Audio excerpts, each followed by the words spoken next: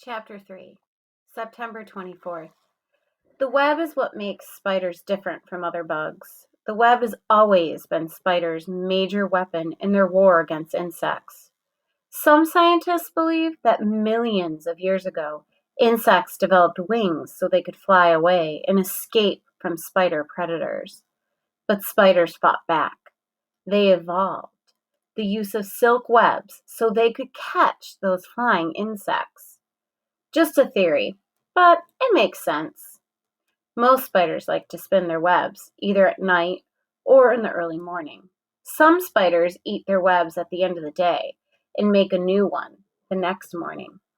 People have found lots of uses for silk, from spider webs, optical instruments. For example, the crosshairs on rifle telescopes used to be made of spider silk.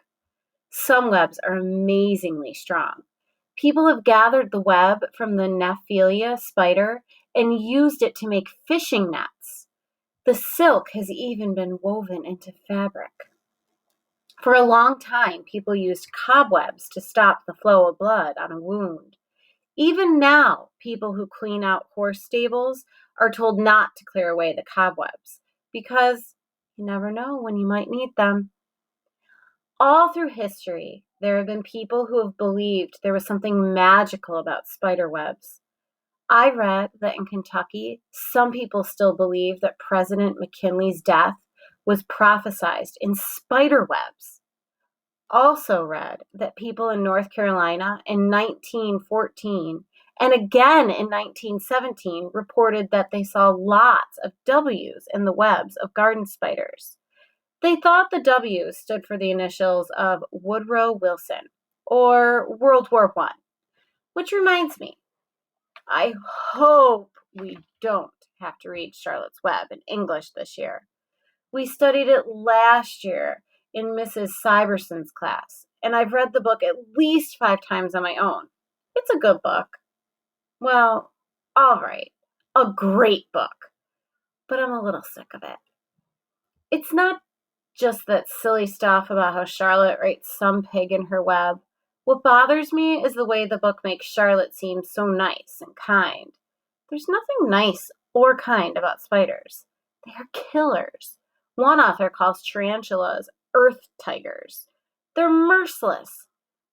There's no room for mercy when it comes to survival. When you're trying to survive, you have to look out for number 1. In school, Bobby drifted alone through another boring day. English, social studies, health.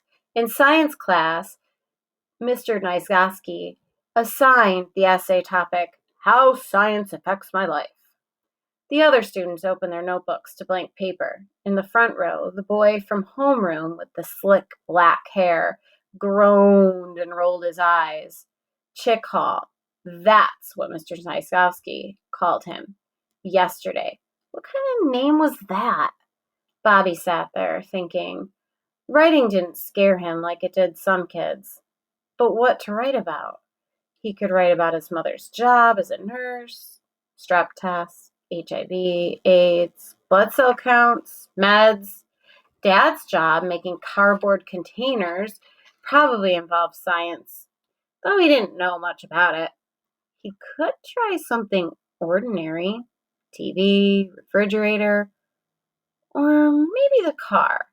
Those fouled spark plugs. Blah, blah, blah, blah. All at once, he sat up straight. His pen started scurrying across the page. The words came fast, the way they often did when he wrote in his spider journal. And he did when he wrote. And he had to work quickly to get them onto the paper. Pretty soon, he filled up all of one page and most of the back. Stop, Mr. Nyzgowski said sharply. Even if you're in mid-sentence, even if you're in the middle of a word. I know most of you aren't finished yet. You can finish these tonight. Right now, let's hear someone read what they've written. Out loud. Any volunteers? Bobby's hand shot up. All right, Mr. Nyzgowski smiled at him. You're Robert Ballinger, right? Bobby, he said. Okay, Bobby, go ahead. Please stand. You don't have to come to the front of the room, but I would like you to stand so everyone can hear. He stood, his chest like a straitjacket around his thumping heart, and began. Silk farming. My father is a silk farmer. For the past 10 years, my dad has run a silk farm in Naperville, Illinois. It's a fairly large farm, 110 acres. This farm has been so successful that my father wants to expand.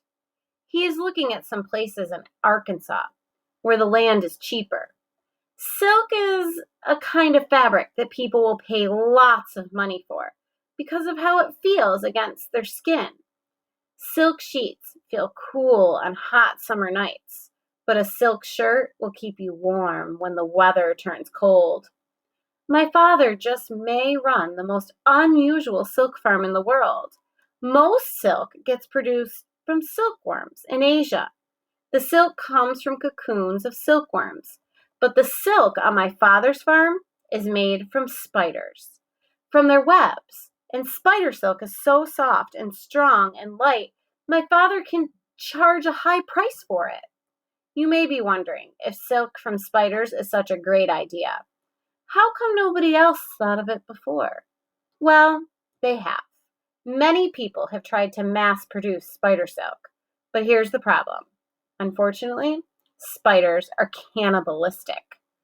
They have a nasty habit of eating each other. Bobby glanced up and saw the other kids listening intently. This was the biggest problem my dad faced, and here's how he solved it. He found a special chemical that makes spiders less aggressive towards each other. But the next problem was how to get the chemical into the spiders without disturbing them. My father tried lots of things, but none of them worked. Finally, he found an answer. He sprayed the chemical on sugar and fed the sugar to the flies. He also raises houseflies by the millions to feed the spiders. When the spiders ate the flies, the chemical made them much calmer. Now, they hardly ever eat each other. He stopped and looked up. That's as far as I got, he said. That was good, one boy said. Nicely done, Mr. Nightkowski said, nodding. You included some strong supporting details. Any questions or comments, for Mr. Ballinger? Is that stuff true? A boy asked. About spiders being cannibals and stuff? Yes, Bobby said. Sometimes the females will eat the males.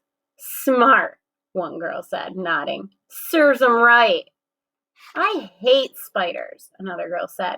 And my grandma is worse. Mom makes us kill the spiders in our house because she's afraid if grandma even sees a spider, she'll die of a heart attack.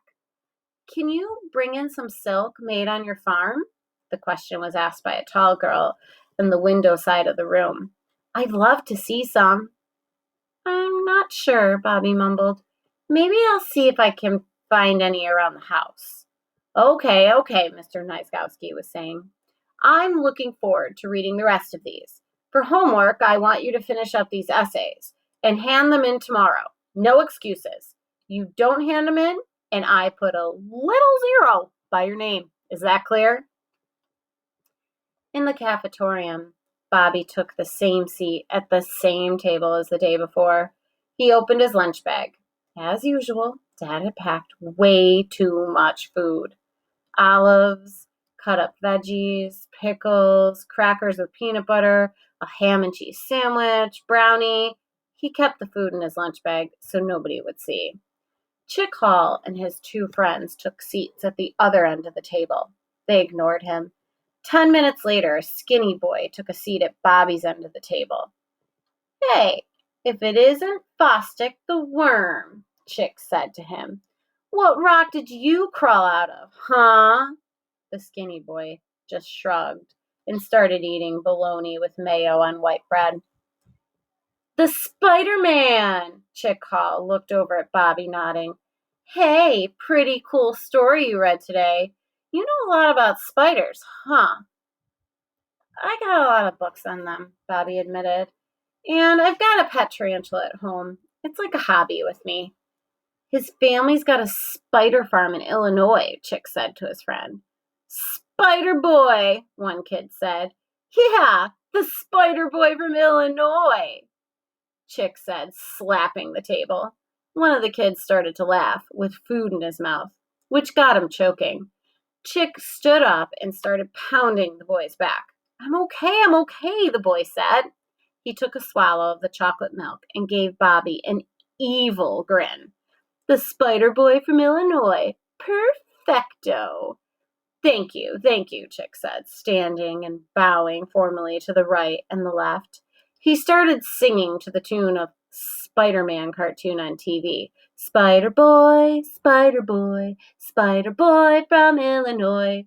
The three of them drifted off, singing and roaring with laughter, leaving their lunch trays on the table. The skinny boy looked at Bobby. Friends of yours? That one kid is in some of my classes, Bobby said. Chick Hall, the boy said, nodding. He's pretty much a jerk. He works hard at it, and believe me, it takes a lot of practice to be such a pain in the butt. Teachers let him get away with it. I think it has a lot to do with him being on the swim team. I have a theory about teachers and jocks. Basically, any athlete can get away with murder, especially the good ones. Chick swims a mile every morning. He's ranked number 1 in the state in the under 13 group, Bobby shrugged. His father was an Olympic swimmer, and his big brother, Luke, swims on the high school team.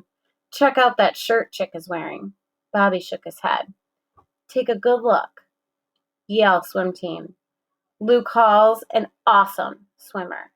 We're talking all-American. We're talking full scholarship to Yale. The whole family has webbed feet, and they're all pretty much jerks, the way I hear it. He pointed at his head. All that swimming tends to make the brain a little soggy. That's basically my theory about swimmers. Have you got a theory about everything? Bobby asked. Basically, the boy said. Is Chick his real name? Bobby asked. What kind of name is that? His real name is John, the boy said, but everyone calls him Chick. He saved a guy's life last summer, you know. Yeah? Bobby was interested, despite himself. Yeah, this big kid, Ricky Horn. He was swimming at the lake and got a bad cramp and started going down for the count. Chick swam out and dragged him back to the shore. Ever since, he's been strutting around like he's God's gift.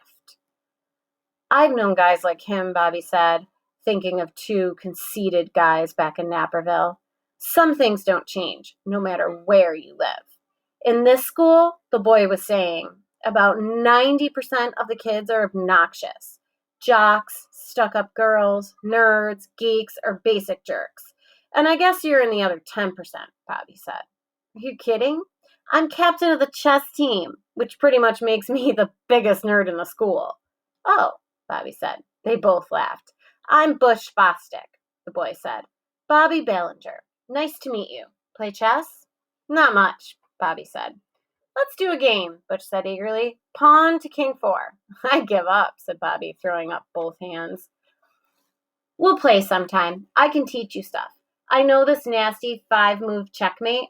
People walk right into it every time. You're from Illinois, huh? Yeah, right.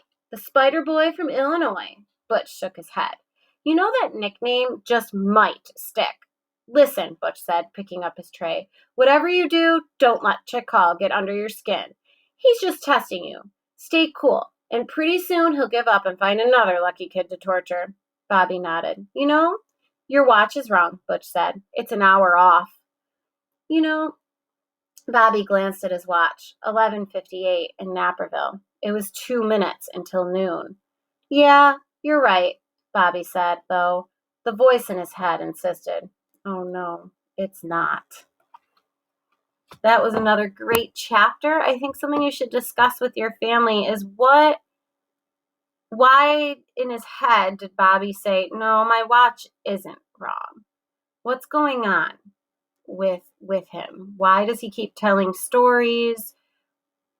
How is he feeling about the move? Have a great discussion with your families.